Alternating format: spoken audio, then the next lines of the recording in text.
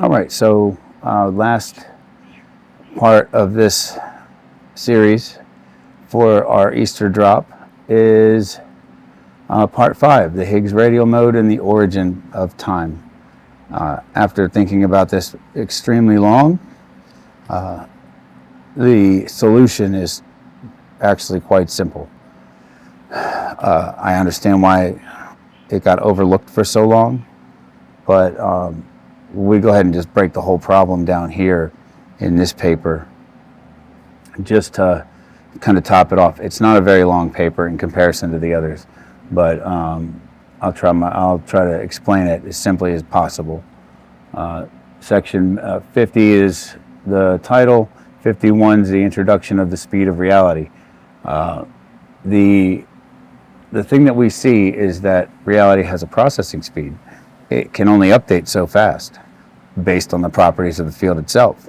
So the crisis of the fourth dimension, the concept of time has effectively bifurcated physics, which it's been looked at as it works two different ways depending on what you're doing. So in 1915, time as geometry, general relativity kicked in. 1926, time as a parameter, quantum mechanics. That's 1967, frozen formalism. 1968, spatialized time. And so now that brings us to our understanding, which is time as a metabolic rate. It pretty much is the rate of the vacuum geometry, the speed at which the Higgs substrate can process the topological updates required by the presence and motion of matter.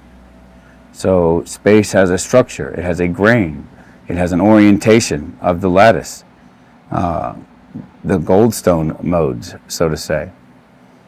The time process, it's defined by the viscosity of the vacuum, the resistance of the lattice to the amplitude deformation, the Higgs mode. And the theoretical foundations is section 52. To model time as a material property, we unified the thermodynamic and hydrodynamic definitions of the vacuum substrate. And then we go into that.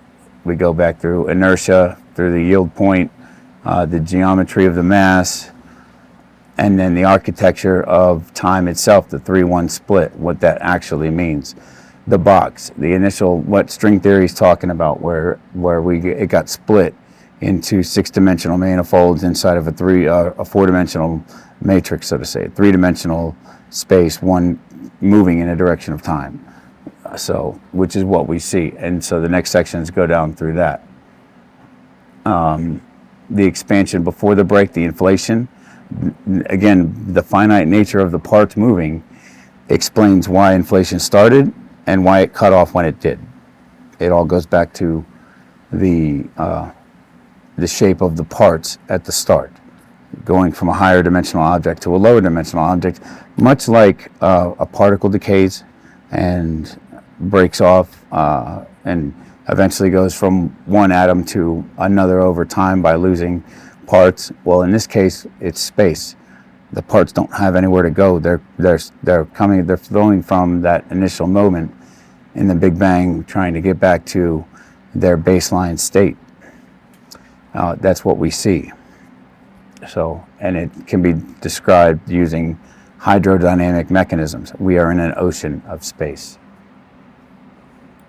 It reconciles pilot wave and the Copenhagen interpretation. They're both describing the same thing.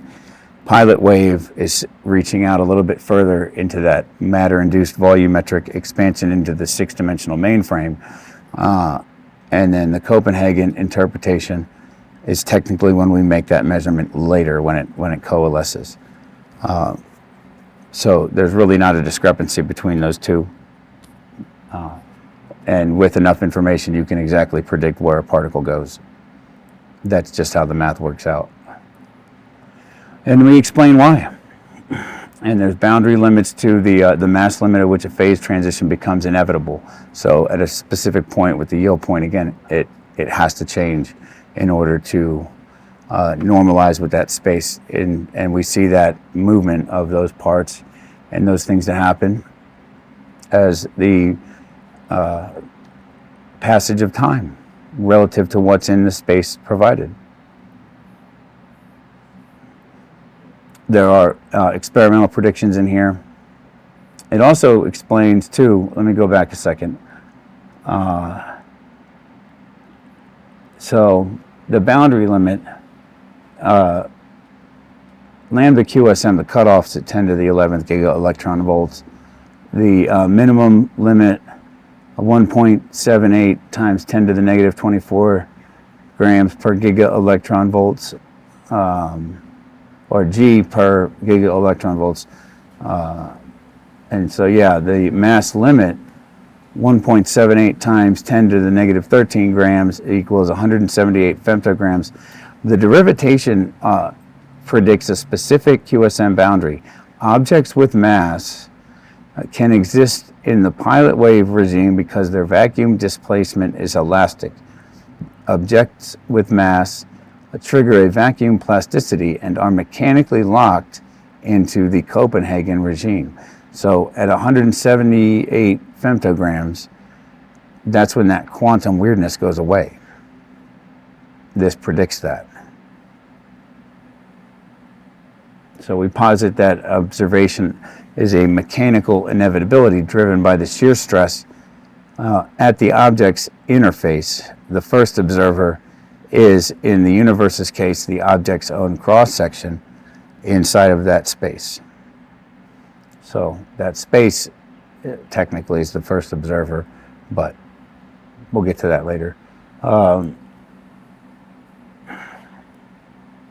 It's kind of why all of the laws of physics have their initial baseline in the first place. But on section 55, there's experimental predictions. So the mass decoherence gradient, that can be checked, the 178 femtograms. There's a way to do that with interferometry. It goes into that. Levitated optimum mechanics. The vacuum exerts a non-conservative drag force on objects near its mass limit. This drag manifests as anomalous heating, an unexplained gain in the particle's energy that cannot be attributed to photon recoil or gas collisions. So there's a way to calculate for all of that. 56, we've already seen much of these effects and haven't really had a good way to explain them up until now. So here we go through the Einstein de Haas effect in dipolar BECs. We go through the mathematical derivation of the coupling mechanism, the QSM interpretation of spin, the hydrodynamic torque transfer, the coupling equation, and then the validation of the hypothesis using the viscous transfer and the mode locking. And it derives the inflationary limit. So when we applied QSM to the early universe to derive the speed of light as a viscous limit, space can only move so fast. And that's everywhere. Section 57.2, that's the numerical evaluation of the speed transition. So we can now explicitly calculate the speed limit transition by evaluating the vacuum parameters before and after the electroweak phase transition. Then section 57.2.1, phase 1, inflationary vacuum, phase 2, the breaking event. Section 58, we go to tachyonic instability, the vacuum cavitation. So under the hydrodynamic framework, we identify the physical meaning of imaginary mass as vacuum cavitation. It's not exactly imaginary. It's just unaccounted for movement of the parts that we've overlooked. Section 58.1, implications for experimental search. We go through that and then we surmise it with our conclusion. But as things move through space, depending on how much space they displace, will depend on not only their trajectory, but how fast they move through that trajectory, relative to the Higgs. So this video here is only, been 10 minutes so far, and that's the end of that final paper. And then we go through a final conclusion, and then we do our declarations, and we've got a ton of references. Go through those references. We literally have 65 different references of other scientists who have devoted far more time to this issue than me, who, without them, it would never have been possible for me to do this. So that's critical for me to say. I can't say that I've come up with this just out of the blue. This is accepted science. I'm just showing them how to put it together. So again, this is the last video for the paperwork here. And so on this Easter, let us remember, our Lord.